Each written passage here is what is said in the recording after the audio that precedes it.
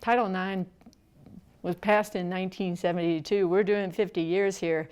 You have to imagine, I played when the players drove the station wagons, and we drove ourselves to the games. We brought our own money to buy. We'd stop at McDonald's after the game. Every year there's progress. Every year has been. I played when there were no sports bras. How about that? When there were no women's shoes. There were no women's. So yes, I think if you're a coach, if you're in a leadership role, you have to be visionary and think it's not that hard when you watch men's basketball. You would think, okay, 50 years ago, there was nothing. 50 years later, you have sellouts. I was coaching before ESPN ever televised a game. Before there was a Rebecca Lobo and a Carolyn Peck, et cetera, we coached prior to any game ever being televised or on radio. So the first media, you know, if one reporter came to our game at Cincinnati, we did cartwheels once we left. You know, we maybe got 3 paragraphs in the Cincinnati Enquirer. So yeah, we worked, we fought, we strived, we clawed. Everyone, that's what I miss about the 80s. The 80s, there was predominantly women, head coaches. The salaries were probably $35,000 to $50,000, so a lot of former teachers. Yeah.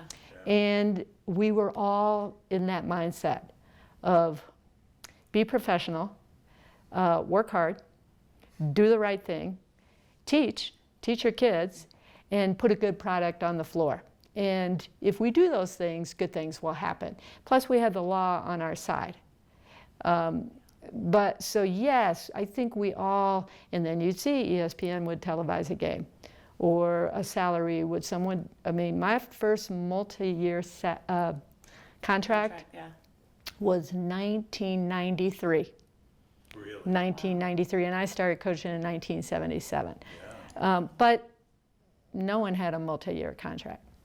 You know, so it wasn't something that's not how we looked at the profession. Mm-hmm. Right, you better win. You better put a good product on the floor. You better win. You better get fans in a little bit, right? But more about you better recruit, right? Yeah, and you couldn't complain really, to be honest with you, Corey. You couldn't complain about the things that you did not have. I saw many colleagues of mine, women, who lost their jobs because they complained about transportation. Yeah. They complained about uniforms, practice time. I know oftentimes, for example, in many institutions, practice time, and this is one of the reasons I took this job here, and I was recruited away from here, and the athletic director told me the men had the floor from 2 to 6. And I said, okay, can the women have the floor 12 to 2? He said, no, we have men's noon ball basketball for the staff. Sure. Wow. And I said, so can we, I didn't want to practice in the evening. I didn't think that was conducive to our players' best, you know, all of that. Here, one of the things that the athletic director, John Birianic was still here, he said the men practice 1 to 3:30 and the women practice 3:30 to 6. And I was like, great, I'll take it. And he goes, and then second semester they flip-flop. I was going to take this job. But there were so many things that we were trained not to do as it related to complaining. And I carried that in my hip pocket the entire time I worked. Wow. Yeah. That's amazing. I remember, I think you were traveling with us. We hopped on a plane, but it was the propeller plane. It wasn't the jet. Gosh. And we were going, I think we were going to Oregon. And you were like, oh, this is like the Big 8 days. Mm-hmm. But, I mean, you didn't have charters, and, I mean, you did a lot of bus rides early on, right? Not in Colorado. No, from the get-go here. You always had the opportunity to... And I think part of the history of women's sports here, I can't continue without mentioning John Birianic's name, because he was the chief financial officer under Eddie Crowder, Bill Marold, Dick Tharp. And John had a great sense of equity when he managed the budget. It wasn't something, I mean, you know, as filling in the role of SWA, back then I probably was the SWA. We didn't You just have didn't a lot know of, it yet. we didn't have a lot of women's sports, and we certainly didn't have any other women. I was the only female head coach. But I would talk to John about a few things, and he would explain to me, you know, we can't do it all at once. But if we had one improvement a year, it's something I could communicate to my staff and to my players, and feel good about. Yeah. So when you think about, did I ever visualize where it is now with Caitlin Clark and the WNBA and sellout crowds for JR? Yes, that's what we were working for every day. You just couldn't get, you can't go from A to Z in 1 year. Yeah. It's 50 years worth of effort. But I didn't do it all. I mean, I had assistants, I had players, I had John Berianic, I had, you know, it's a team. Yeah. I want to get back to the Title IX stuff, because that's so very important. And you've brought it up multiple times. I know that you've brought it up before, so we'll talk about that. But I'm going to ask you the same question about, over the last 3 to 4 years, the way that it's exploded. Did you see that as a former player, as a coach away from here, and then being here going into your 9th year? Yeah, I mean, I think we always hoped for that. You know, it was always something, even as kids in high school growing up playing, and you know, at times, you know, you'd see the boys' game after yours was full and yours wasn't, but the frustration of, yeah, but we could probably beat the boys, you know, but there's more, you know, so sort of always having that in your mind of, it'll come, you know, we keep working, it'll come, you know, and part of why, you know, nowadays we do work really hard. Shelly Sheets on our staff does an incredible job of helping us almost daily connect our past with our present, is hearing Ceal talk about driving the bus, you know, driving the station wagon, girls having to buy their own food after, like, that's a real thing. And for today's student athletes, that's so far out of their mind, they can't even fathom not getting a catered meal after a game or having to ride a bus, you know, or a van or something like that. And so we constantly try to remind our players, not to say, you know, oh, you're so spoiled, but to say there were women that laid the groundwork for these opportunities that you're now enjoying.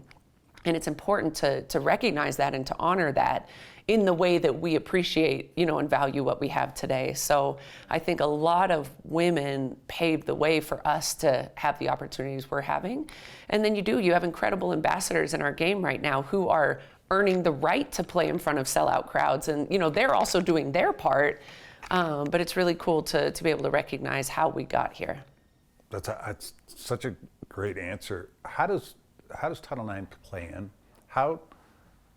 Such a huge, I'm bringing this back. I coached women's volleyball at a junior college, and I couldn't have been happier to have Title IX, because otherwise we'd have got rolled over and we wouldn't have had any scholarships, because we spoke up about it. And I'm just talking about something in the mid-90s.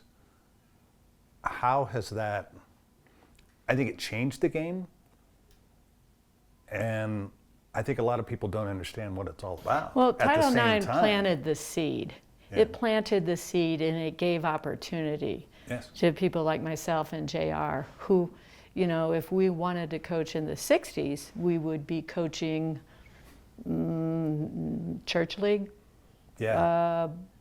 Certainly not public high school, because public high school, I was fortunate enough to go to a Catholic high school run by nuns who wanted to have sports for girls. I mean, it was an all-girl in a Catholic community, so there was a league. But my good friends that I grew up on my street with went to public schools, and there was no sport program. So opportunity for girls. But once again, once you became immersed in the growth process, you really couldn't rely on the law. I mean, we're talking going to court and hiring attorneys. That's not real good with your supervisor, right? Hey, Eddie. Hey, Bill. No, I mean, you know, the common misperception was that there was equity. Well, there's still not equity. And I think the question is, can I ever imagine equity in collegiate sports? Now, look at, you mentioned Coach Prime, and you mentioned football. You mentioned that. Yes. I didn't, because I would never go into my boss and say, football has this, Football's got that. It's not a great strategy with your supervisor when you're trying to keep your job. What if your top player transfers? Yeah. Then you don't win, and you know, that's just reality. So Title IX is, yes, it was there. Yes, we all knew what the law was. Is the goal equity across the board? I think it'll get there. Yeah. Don't you? Yeah, I think absolutely. at some point. Yeah. But no coach. I don't think any coach thinks. Do you think you're going to have total equity? Yeah, no, I think so much of what we do as coaches is just focus on today. Yeah. Like there's so many things out of our control in this business that if you try to focus on any of those things that are outside of what you're able to work towards or control today, you're going to be in trouble. You know, so, you know, I think, as you mentioned, Colorado's always been ahead of the curve as far as pushing for equity, pushing for equal practice, all that stuff. That I think for us, we just are very thankful for what we have while continuing to ask questions when and where we need to. But we're just focused on what can we accomplish today, you know, and keep moving forward.